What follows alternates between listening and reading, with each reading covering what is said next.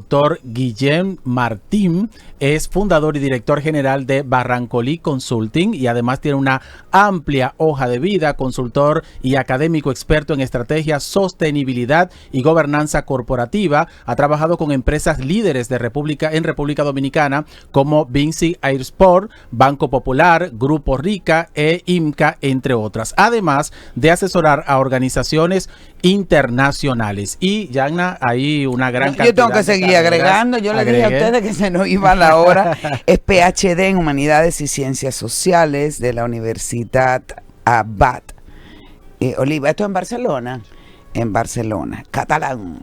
Máster de Humanidades y Ciencias Sociales, licenciatura en Derecho, también abogado. Dios mío, somos colegas. ¡Qué maravilla!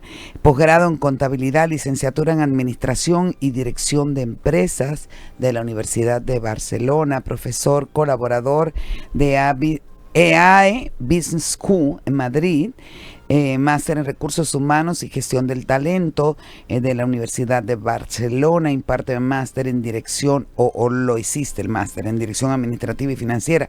Y si seguimos, señores, ha publicado varios libros. Yo tengo el privilegio de poseer uno de esos libros autografiado, que es diferente, y presumo de los mismos, y es una persona que tiene mucha experiencia en República Dominicana, 10 años ya. De hecho, vino por suerte para nosotros, ha venido porque está aquí una vez al mes, aunque hace su trabajo de forma permanente entre España y nuestro país. O sea que es un español aplatanado, ¿no? Bienvenido. Bienvenido, Guillem. Muchas gracias, un placer estar aquí con ustedes. La verdad es que se ha dicho, yo cometí hasta una indiscreción en medio de la capacitación, porque cuando él terminó, me puse a aplaudir, le digo, mi profe favorito. ¿Qué pasará con los otros? Impresionante, Guillem, la experiencia que vivimos contigo en el marco de una capacitación titulada Sostenibilidad y Gobernanza y Sostenibilidad. Bienvenido, antes que todo. Gracias, y gracias por estos comentarios tan generosos, que estoy seguro que se los haces a los otros profesores cuando están delante. Mira, Guillem, ahora está de delator también, se contigo. Yo quiero que comencemos por el principio. Como yo dije, busquen libretita y lapicero. ¿De qué estamos hablando cuando hablamos de gobernanza? ¿Qué es la sostenibilidad? Y pregunta que engloba los dos términos. ¿Qué diferencia hay entre un gobierno corporativo tradicional y un gobierno que garantice la sostenibilidad? A ver, cuando hablamos de sostenibilidad, la definición más común que se usa es la capacidad de satisfacer nuestras necesidades del presente sin poner en juego la capacidad de satisfacer las necesidades del futuro, ya sean las nuestras propias o la de las generaciones que vengan atrás. En términos más llanos, lo que podríamos decir es que la sostenibilidad es la capacidad de resolver los problemas sin crear problemas mayores. Y perdurar en el tiempo, ¿no, Guillem? Y perdurar de esta manera en el tiempo. Cuando hablamos de gobernanza, hablamos de uno de los componentes de la sostenibilidad. Pues la sostenibilidad la podemos dividir en 3 grandes pilares. La sostenibilidad ambiental es aquella que proporciona a la empresa los medios para interactuar correctamente con su entorno medioambiental. La sostenibilidad social, que lleva a que la empresa tenga una relación sana con las comunidades y personas con las que se relaciona, sean proveedores, clientes, trabajadores o vecinos. Y por último tenemos un tercer pilar que muchas veces se confunde con el económico, pero no es el económico, es el de la gobernanza. La sostenibilidad económica es el resultado del correcto funcionamiento de los 3 pilares: ambiental, social y de gobernanza. ¿Y qué es esto de la gobernanza que cuesta tanto de entender y por eso la gente le llama económico y ya está? Es la organización de la toma de decisiones en la empresa. Es decir, es crear un marco en el que se tomen decisiones con fundamento y en beneficio de la compañía. Cuando alineamos el respeto y cuidado al medio ambiente, a la sociedad y una correcta gobernanza, una buena estructura de toma de decisiones en la compañía, tenemos muchas más probabilidades de que la empresa funcione y genere valor a lo largo del tiempo y cubra sus necesidades sin comprometer la posibilidad de seguir cubriéndolas en el futuro. Y recuerdo que cuando hablamos de comunidad, yo te hice la pregunta del ejercicio de la responsabilidad social corporativa. Y es un buen punto a tratar, porque cuando hablamos de sostenibilidad muchas veces todavía vemos personas que se quedan en lo que es la filantropía. La filantropía es algo muy importante que existe casi desde la época de los romanos, pero que sobre todo se desarrolló en la época de la industrialización, o sea, a principios de 1800, en el que grandes fortunas que se hacían de cualquier manera cogían parte de lo que habían ganado y lo donaban a las comunidades para hacer hospitales, auspicios o escuelas, librerías, lo que fuera. ¿Qué ocurría? Que muchos de estos grandes filántropos sacaban su dinero del tráfico de esclavos, de minas donde había terribles accidentes con altos índices de mortalidad, de trabajo infantil. Entonces nosotros no queremos un sistema de filantropía en el que yo gano dinero de cualquier forma haciendo cualquier daño y después doy parte de ese dinero para que otro resuelva un poquito el tollo que yo he creado. Esto es la filantropía. Okay. Está muy bien donar a los que necesitan, hay que hacerlo, pero no nos confundamos. Donar lo que hemos ganado no quiere decir que lo hayamos ganado legítimamente. Exacto. Entonces la sostenibilidad va más allá. Intenta preguntarnos cómo es esta actividad a través de la cual hemos ganado dinero. ¿Es una actividad que se puede mantener a lo largo del tiempo o es una actividad que daña al medio ambiente, daña a la sociedad? En síntesis, una gobernanza dirigida a la sostenibilidad es la construcción de una empresa que tenga futuro. Exactamente. Correcto. Ay, profe. Pero bien, aprendió. Dele su certificado. Le puede firmar su certificado ya que mismo, aprendió. ¿Hay ejemplos en nuestro país, en República Dominicana, de empresas que estén trabajando con estos pilares? Sí, los tenemos y creo que es muy interesante ver que hay cada vez más empresas interesadas en trabajar en estos tres pilares, porque aunque la legislación en Dominicana es todavía muy verde en este sentido, sí que vemos que los empresarios se están dando cuenta que si maltratan al medio ambiente, vemos claramente el ejemplo de los hoteleros que si no tratan bien sus playas se les acaba el negocio y a esas playas es lo que busca el turista que viene. Vemos muchos ejemplos de zonas francas, de industrias que se dan cuenta de que si no tratan bien a sus colaboradores, si no tratan bien a las comunidades y contaminan, empezarán a tener piquetes y tendrán problemas graves. Y hemos visto también situaciones en una gran minera de este país que le ha tocado pasar por estas situaciones. Que no sé si es el mejor ejemplo de la sostenibilidad. Bueno, es un tema complejo porque cuando hablamos ya de relaciones de estas empresas que producen tantos millones y en la comunidad, a veces hay demandas legítimas de la comunidad y otras veces hay una avaricia de buscar dinero del que tiene a tu lado.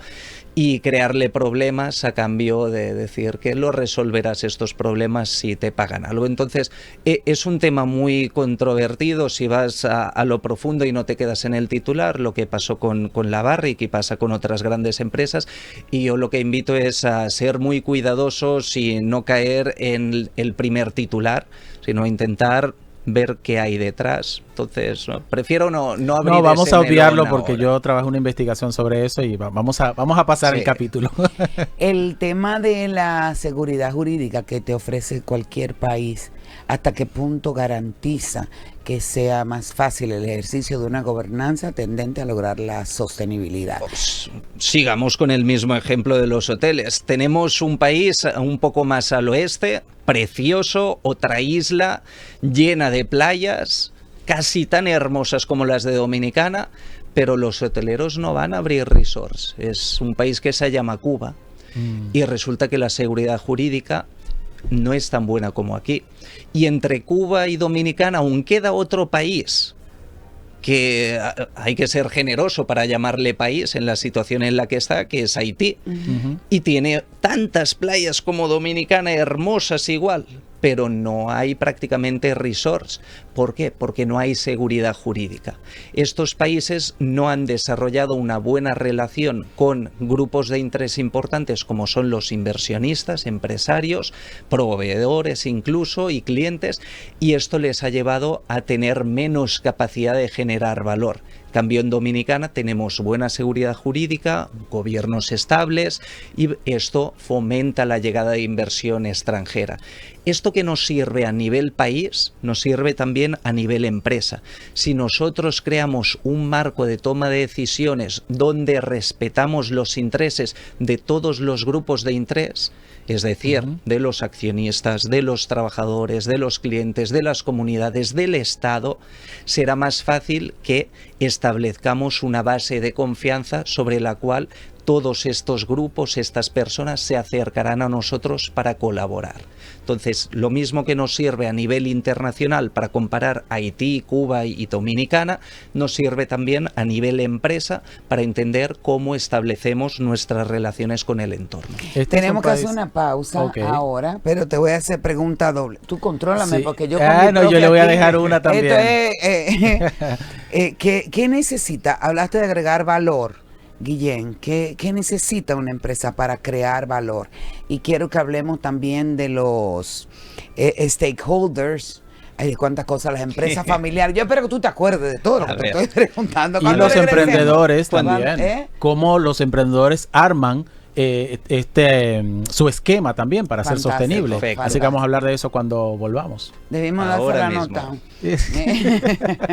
Ya regresamos. Qué lujo, qué privilegio tenerte de invitado en esta tarde. Ya gracias. Volvemos. Y ahora sí seguimos. Guillén Martí, las tienes presentes. O sea, primero, ¿cómo agregar valor?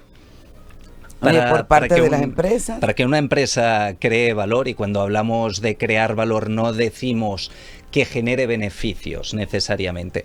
Crear valor se puede crear para diferentes grupos. Es decir, cuando una empresa cada quincena paga a sus empleados, está entregando valor a sus empleados. Pero también les ha pedido algo a cambio, ¿verdad? Les ha pedido que trabajen y que cumplan, que aporten sus habilidades y conocimientos.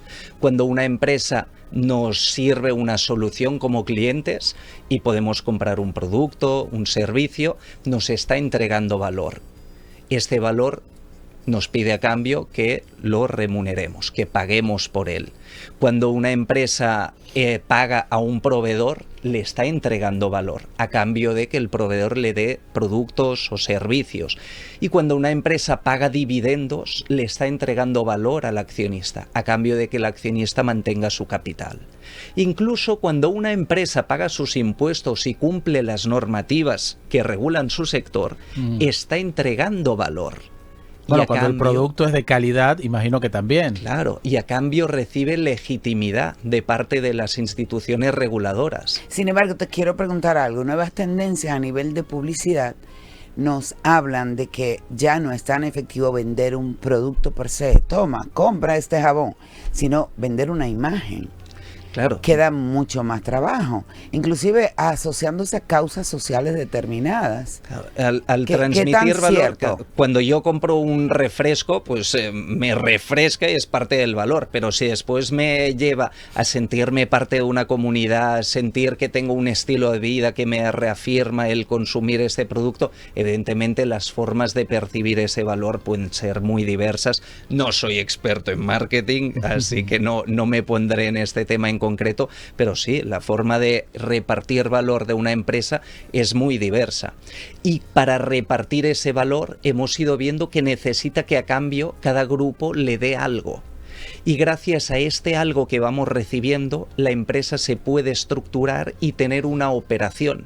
Necesita el capital de los accionistas, necesita que con este capital se compren bienes y servicios a los proveedores, necesita que los trabajadores pongan en marcha estos bienes y servicios para crear productos, y necesita que los clientes compren estos productos, y todo ello tiene que ocurrir dentro de un marco normativo y dentro de el apoyo y legitimidad que le dé la comunidad. Entonces, esto es lo que se necesita para crear valor. Todos estos componentes, que es lo que llamamos el mapa de stakeholders o de grupos de interés. Eso ya esa era mi segunda pregunta para después irnos con los emprendedores. Entonces, simplemente esta palabrota, stakeholders, que nos gusta tanto decir palabras en inglés, quiere decir grupos de interés. Son los grupos, personas, empresas que tienen un interés en que la compañía funcione, porque perciben de ella algún beneficio, algún valor y están dispuestas a darle a cambio aquello que la empresa requiere para seguir operando y generando este valor a lo largo del tiempo. Pensaba en los emprendedores a medida que usted hablaba y quizá el que dice, bueno, yo no quiero pensar ahora en sostenibilidad y en todo este tema, yo quiero ganar dinero, porque muchas veces el emprendedor arranca por ahí. ¿Cuál sería ese 1, 2, 3 para que no descuide una cosa sin hacer la otra? Esta es una pregunta que me hacen muy a menudo y gente que cree en la sostenibilidad y sabe que hay que hacer un impacto positivo y me dicen, a ver, yo voy a empezar, soy una empresa chiquita o todavía no he empezado, no tengo el dinero que tienen algunas empresas de referencia en sostenibilidad en el país para gastar en todo esto. Entonces, ¿qué hago? ¿En qué momento tengo que empezar a preocuparme por la sostenibilidad? ¿O hasta dónde mi empresa se puede permitir ser sostenible? La respuesta es que si pensamos así, vamos por muy mal camino. Nunca se arrancaría entonces. Hay que pensar diferente. Si usted tiene la valentía de invertir un tiempo, un capital en emprender, asegúrese de que su modelo de negocio es sostenible desde el primer momento. Porque si usted empieza un modelo de negocio que no es sostenible, va a empezar a chocar con las nuevas normativas que aparecerán. Va a empezar a entrar en conflicto con los gustos y preferencias de sus clientes. Va a empezar a tener problemas para contratar a talento, sobre todo el más joven, que cada vez más se preocupa por eso. Va a tener problemas de financiación porque los bancos van a estar cada vez vigilando más de cerca los impactos que tienen las empresas con su entorno, por exigencias de sus bancos de segundo piso, de la banca internacional. Y así podríamos ir explicando amenazas que tendrá este joven negocio si empieza a trabajar con un modelo de negocio que no es sostenible. Así que la respuesta es muy sencilla. Usted no tiene que ver qué tanta sostenibilidad cabe en su negocio. Usted tiene que ver qué tan sostenible es el negocio de entrada. Y si no lo es, cambiarlo. Túmbelo rápido. Retomo lo de los stakeholders. ¿Existe alguna prioridad en cuanto a la importancia de todos esos stakeholders que tú pones en el mapa, o eso va a depender de a qué se dedique la empresa? Cada stakeholder puede tener un peso diferente y dentro de cada grupo de interés, ¿no? Por ejemplo, dentro de los clientes, todos sabemos que tenemos clientes más importantes que otros, no porque valgan más como seres humanos que otros, que todos valemos, sino porque su forma de consumir, su lealtad, su volumen de negocio es particularmente interesante. ¿Qué tenemos que conseguir? Entender la importancia de cada uno de los bienes que nos retornan de parte de estos stakeholders para operar el negocio. Y aquellos que sean más difíciles de sustituir, aquellos que sean claves para la operatividad, tenemos que cuidarlos con mucho mimo, con mucho cariño y tratarlos como si fueran más importantes que los otros, porque lo son claves para mantener el negocio. En cuanto a la gobernanza, tenemos que ir a la última pausa, ¿no es cierto? En cuanto a la gobernanza, a lo interno, esa configuración, por ejemplo, de los consejos de administración, de cómo han ido cambiando los tiempos. Y qué nos falta también a nosotros en República Dominicana para alinearnos como el resto de los países, que le está yendo muy bien. Y nadie se asuste, que cuando hablamos de consejos de administración hablaremos también de la empresa familiar, que es la realidad que más afecta a la población. A eso voy, porque regularmente estas empresas familiares en República Dominicana, y el 95% de las empresas son empresas familiares, y casi siempre el consejero dominical, se le llamó esto, lo aprendí también en el curso, es el gran jefe, el jefe de familia, y eso es el que dice, ordena, y hay muchos consejeros que lo que van cuando se trata de esa empresa familiar con tradición es a decir lo que usted diga. Y ya va. O sea, hay muy poca interacción y participación a la hora de tomar decisiones. ¿Estoy en lo cierto o no? Correcto. Eso fue explicadito.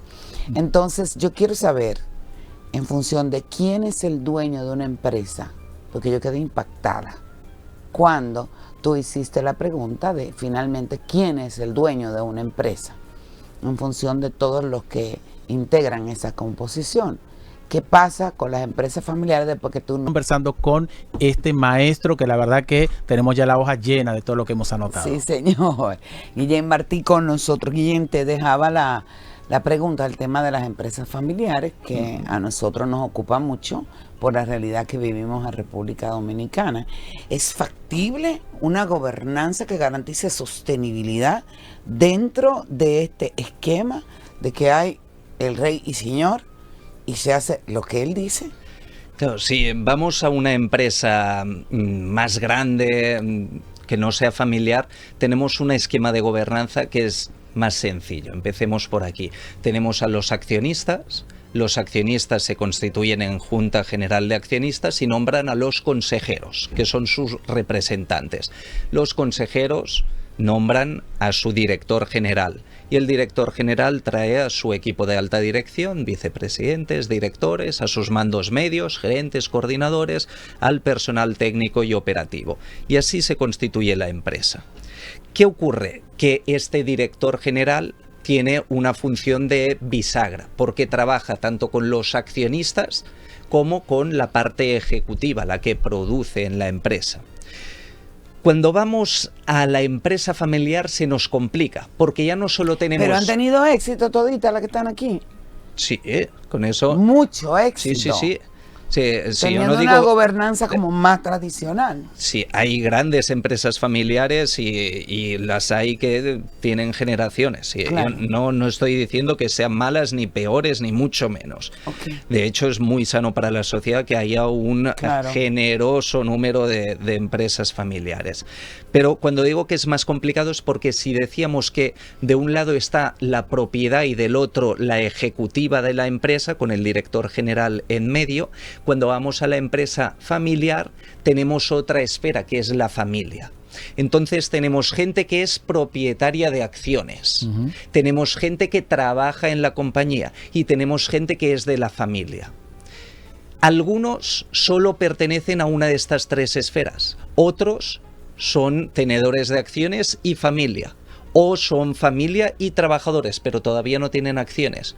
O tienen acciones y trabajan, pero no son parte de la familia. Entonces, esto se complica enormemente. ¿Y qué ocurre normalmente? Que la historia de una empresa familiar empieza por un fundador o fundadora que crea la empresa, es el máximo dueño de las acciones, el mayor accionista, es normalmente el director general de la empresa y por todas sus capacidades termina siendo también el líder de la familia. ¿Qué quiere decir? Que reina en la parte ejecutiva, reina en la parte accionarial, reina en la parte familiar. Y acumula un enorme poder. Es como un emperador. Todo lo que se decide, lo decide él. ¿Y qué ocurre cuando tiene que pasar la batuta a la nueva generación? Si no se adaptan a los nuevos tiempos. Si no ha hecho un correcto plan de transición, lo que ocurre es que queda un vacío de poder total. Todo el poder queda vacante. Y la lucha para capturar este poder, este trono, es salvaje. Y es salvaje dentro de la familia, dentro de los accionistas, dentro de los directivos. Y los consumidores notan esa diferencia. Cuando estaba fulano era una cosa y ahora todo cambió. En cambio, si trabajamos con una buena gobernanza y pensando en el futuro de la compañía familiar, tenemos que crear órganos de decisión colegiada. Eso yo te iba a pedir. ¿Qué por lo quiere menos decir esto? Claro. Quiere decir que tenemos que crear unas mesas donde las decisiones se discutan y se tomen por mayoría. Con consejeros independientes, puede ser. Si seguimos con la empresa familiar, importante es que en la parte de los accionistas tengamos consejeros. consejeros de administración.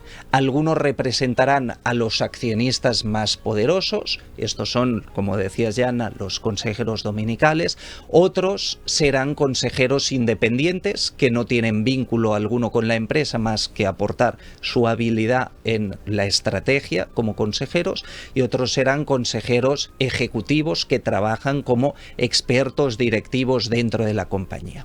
Pero aparte del consejo que también tiene la empresa privada, digamos, no familiar, tendremos que tener un comité de dirección, que es también común en todas las empresas. Comité de dirección donde el director general no haga lo que le entre en gana, sino que tenga que explicar, justificar, y todo quede anotado en actas que servirán para demostrar cómo se ha tomado esta decisión. Y en la familia necesitamos también un consejo familiar, donde todos los miembros de la familia, aunque no tengan acciones o no trabajen en la compañía, puedan opinar sobre cómo ven la compañía. Aquí habrá que decidir quién participa, a partir de qué edad participarán los hijos, participan las parejas de estos hijos y hijas, participa, por ejemplo, los tíos, ¿quién participará aquí?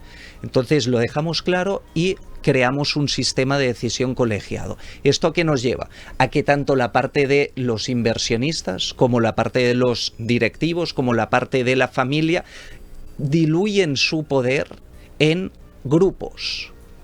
Y al pensar en grupo, pensamos mejor, nos equivocamos menos, porque hay quien nos señale los puntos débiles de nuestros planteamientos. Excelente. Y entonces, cuando perdemos esta figura del padre de familia, director general y fundador de la compañía, no hay un vacío de poder tan grande, porque ya existen estos grupos de toma de decisión bien organizados, y el poder que está quedando vacante no es un poder total. Es un poder importante, pero que puede seguir la empresa funcionando cuando no está en marcha. Nos quedan 6 minutos. Ay, yo quiero que esto siga. Dame 3 minutos. Producción, levanten 3 minutos, por favor. Una cosa, yo como comunicadora quiero hacerte esta pregunta. El tema de la correlación entre gobernanza, comunicación. ¿Cómo transmitir ese concepto de sostenibilidad sin convertirla en un simple discurso de marketing? A ver, lo importante de cualquier mensaje que quieras comunicar es que sea comprensible y memorizable. Entonces, tenemos que separar, como dices, los discursos fáciles, que son puro marketing. A eso le llamamos en sostenibilidad greenwashing o lavado verde, cuando hacemos y decimos cosas que no se corresponden con la realidad de la empresa. Entonces, mucho cuidado con esto, porque vende muy bien, pero cada vez los consumidores, reguladores están más entrenados en saber qué es verdad y qué es mentira, y quién tiene un discurso de cuidar la naturaleza que no corresponde con su realidad y quién lo hace de verdad. Entonces, para tener una comunicación efectiva y que lleve a la sostenibilidad en la gobernanza, tenemos que ser auténticos y poder preguntarnos 3 grandes cosas. ¿En qué creemos? ¿Qué decimos? ¿Y qué hacemos? Qué bien está eso, ¿eh? Excelente. Si decimos cosas que no hacemos, o hacemos cosas en las que no creemos, o creemos en cosas que no decimos, quiere decir que hay algo que no está funcionando. Y hay un problema aquí en la acción, en la toma de decisiones, y por lo tanto tenemos que analizarnos con mucho detenimiento. Y esto es un buen ejercicio para todos los que nos escuchan. En sus empresas se dice lo que se hace lo que se cree, ¿o hay alguna divergencia entre estas 3 respuestas? Bueno, los pilares, ¿no? La misión, visión, valores que fundan muchas empresas. Hay una pregunta que a mí me quedó, que Jana le hizo, sobre quién es el dueño de la empresa. Se la vamos a dejar para el cierre, pero yo quiero que brevemente nos diga el tema de la comunicación. Vemos ahora plataformas, nuevas formas también de empresas de comunicación. ¿Qué tanta responsabilidad tienen ellas, que a veces no se la juzga igual que a una empresa común y corriente? Las empresas de comunicación, estos podcasts, canales de YouTube, no tienen un gran impacto a nivel ambiental. Su relación con el medio ambiente es bastante neutra, más allá de la energía que consumen, pero sí tienen un impacto social importantísimo. ¿En qué sentido? Si yo, en lugar de informar y crear un entretenimiento sano, me dedico a explotar opiniones divergentes, a crear crisis sociales, a pelear a la gente, a mentir en las noticias para poner titulares que vendan más, todo esto me va a traer seguramente dinero, porque estaré llamando la atención, estaré levantando a la gente en pie de guerra, haciendo bandos que se enfrenten. Pero ¿en qué va a convertir a la sociedad que rodea ese canal? ¿Qué va a pasar si empezamos a mentir a nuestra audiencia, empezamos a mandar mensajes de odio, a enfrentarlos con otros grupos en la calle? Esto nos va a llevar a una conflictividad social que terminará por convertir el país en una Venezuela, un El Salvador, una Cuba o un Haití incluso. Entonces, es muy importante que las empresas entendamos el papel que tenemos a la hora de transformar nuestro entorno ambiental, pero también el entorno social. Y ninguno de estos comunicadores quiere vivir en un país donde tienes miedo a salir a la calle, donde el gobierno se ve condicionado, donde se pierde esta seguridad jurídica de la que hablábamos al principio de la entrevista. ¿Quién es dueño de la empresa, Guillén? Ahí esta pregunta es muy complicada, aunque parece muy obvio, ¿no? Pues el propietario, los accionistas. Pero será complicado explicarlo con tan poco tiempo, pero intentaré dar una pincelada. Imaginémonos que es verdad que los accionistas son los dueños de la empresa. ¿Quién es el accionista? Es alguien que ha invertido dinero en una empresa a cambio de 2 derechos, solo 2. Derecho a voto. Derecho a voto en la Asamblea General, eso es cada un año un voto más o menos, si hay una extraordinaria quizás algo más, y derecho a una parte de los beneficios, a los dividendos.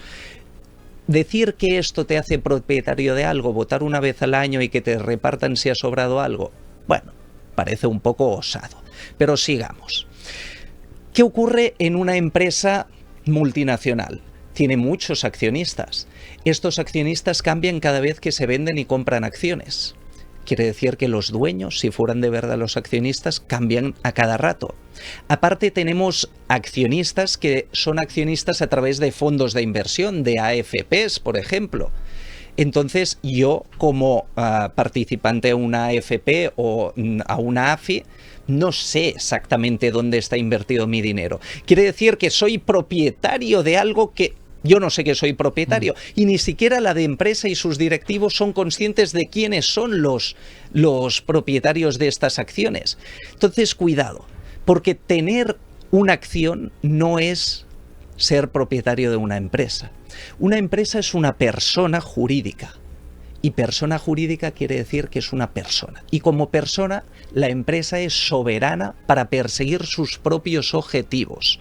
Tiene derecho a contratar, tiene derechos y responsabilidades por sus acciones y puede organizarse para alcanzar sus objetivos, que, como bien decías, pasan por esta misión, visión, valores. Entonces, ¿cómo yo logro que el gobierno corporativo se organice para crear un marco que cumpla con los objetivos de la empresa y no de los accionistas? ¿Cómo evito que el directivo se piense que su misión es darle dinero al accionista? Esto es muy peligroso, porque si se piensa que es darle dinero al accionista, ¿qué va a hacer? Puede quitarle dinero a los trabajadores, puede quitarle beneficio a los clientes, dándoles productos de menor calidad sin explicárselo, puedo quitarle valor al regulador, no pagando impuestos y entregando todo este dinero al accionista. Esto no es ser un buen directivo. Esto no es mirar para el bien de la empresa, es mirar para el bien solo de un grupo de interés. O sea, el dueño de la empresa es la empresa misma. La empresa es soberana, no tiene dueño. Igual que las personas no tenemos dueño. Y por más control que alguien tiene sobre una persona, por ejemplo, un padre sobre sus hijos, esto no les hace dueños de los hijos. Porque los hijos son personas, son soberanas, tienen derecho a perseguir sus objetivos y podemos tener un control sobre los hijos, pero no ser dueños de ellos. Y cuando confundimos esto, tenemos problemas serios. Y las empresas tienen que entender que son soberanas, y los directivos tienen que entender que su papel es mirar por el bien de la empresa, no de los trabajadores, no de los accionistas, no de los clientes, no de la DGI, por el bien de la empresa, de sus objetivos. Y esto pasa por darle a cada uno de estos grupos de interés lo que nos pide a cambio de recibir de su parte aquello que necesita la empresa para seguir operando y mantenerse creando valor a lo largo del tiempo. ¡Qué clase magistral! Más palabras, señores. magistrado. Wow, Guillén, tú eres estupendo, de verdad, te lo digo. Gracias. Me encanta, me ha encantado compartir contigo en Madrid, me ha encantado aprender tantísimo de esa clase que nos quedábamos ensimismados, pero también de una forma tan didáctica, ¿sabes? Que yo creo que es otra de las bondades que tienes a la hora de expresarte, todo tan perfectamente entendible, porque sí, se manejan muchos términos en que uno como neófito en ciertas áreas pues desconocía, pero todo tan absolutamente asimilable. Y yo como colofón estoy aquí, no era que estaba distraída buscando una frase tuya que tiene que ver con las empresas, a ver si te la acuerdas. Bueno, pero yo creo que mejor de lo dicho no puede existir nada. Te deseamos lo mejor, esta es tu casa. Muchas Esta gracias. es una plataforma que siempre va a estar abierta. ¿Cómo localizarte, Guillén? Bien, me pueden buscar por Instagram, g.martí. También pueden buscar la compañía, es Barrancolí Consulting, Barrancolí como el pajarito. Entonces, en Instagram somos Barrancolí_Consulting. Y por LinkedIn, me encontrarán también en LinkedIn a través de Guillem Martí, PhD, y Barrancolí Consulting, ambas. Y también tenemos la web, si quieren entrar allá ya encontrarán todas las igual, redes. barrancoliconsulting.com. Bueno, señores, yo creo que será un privilegio que ustedes puedan hacer contactos con este excelente profesional aquí en República Dominicana, impulsando también el desarrollo de todas las empresas y sobre todo a través de la educación y la capacitación. Un lujazo tenerte, Guillén. Bueno, gracias por estas palabras tan generosas, que salgo con un ego que no sé si cabré por la puerta. Buena estadía. Y además lo voy a decir, aunque es personal, Guillén y su esposa están esperando a su primera hija. ¡Wow! Pero bien, felicitaciones. ¿Cómo lo quiere papá muy Dios? Qué bueno. Muy emocionados. Arianna. Correcto. Arianna. Qué chulo. Ya es sobrinita mía. Pero bien. Una cosa bella. Gracias, cariño. Que Buenas vaya bien, tardes. muchas gracias por tenerme aquí. A ti, cariño.